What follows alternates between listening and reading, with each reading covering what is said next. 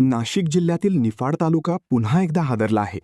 श्रद्धेच्या आड दडलेल्या विकृत वास्तवाचा धक्कादायक पर्दाफाश समोर आला आहे. धारणगाव खडक येथील तथाकथित भोंदू महेश गिरी उर्फ महेश दिलीप काकडे याच्या विरोधात महिलेचे लैंगिक शोषण आणि जादूटोण्यासारख्या गंभीर आरोपांमुळे संतापाची लाट उसळली आहे. लासलगाव पोलिसांनी आरोपीला ताब्यात घेऊन निफाड येथील प्रथम वर्ग न्यायाधीश श्रीमती एस सुक्रे यांच्या न्यायालयात हजर केले असता न्यायालयाने त्याला थेट 5 दिवसांची पोलीस कोठडी सुनावली आहे. सरकारी अभियोक्ता ॲडव्होकेट मनोज तोरणे यांनी न्यायालयात ठाम आणि आक्रमक युक्तिवाद करत हा गुन्हा अत्यंत गंभीर स्वरूपाचा असल्याचे स्पष्ट केले आणि 7 दिवसांच्या कोठडीची मागणी केली. मात्र न्यायालयाने सर्व बाबींचा विचार करून आरोपीला 5 दिवसांची पोलीस कोठडी ठोठावली. दरम्यान या प्रकरणाची व्याप्ती केवळ एका गुन्ह्यापुरती मर्यादित नसून यामागे आणखी अनेक धक्कादायक बाबी समोर येण्याची शक्यता व्यक्त केली जात आहे.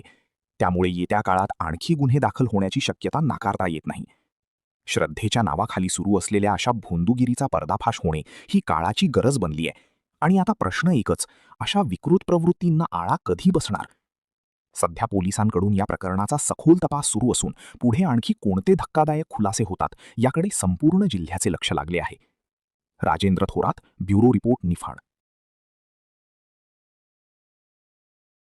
धारणगाव खडक येथील महाराज महेशगिरी काकडे या इसमाविरुद्ध एका पीडित महिलेने तिच्यावरती अत्याचार झाला आणि त्या ठिकाणी महाराजाने दैवी शक्ती असल्याचा धाक दाखवून तिच्यावर अत्याचार केला अशी एक आमच्याकडे तक्रार आली. त्यावर आम्ही गुन्हा दाखल केला होता. त्यामध्ये भारतीय न्याय संहिता अन्वये आपल्या अत्याचाराचे कलम त्याच पद्धतीने जादूटोणाविरोधीचे कलम अन्वये गुन्हा दाखल केला होता.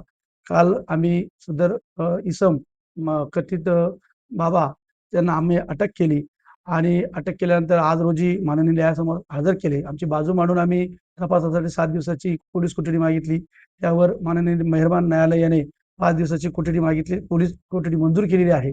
त्यामध्ये आम्ही आता पुढील तपास करीत आहोत.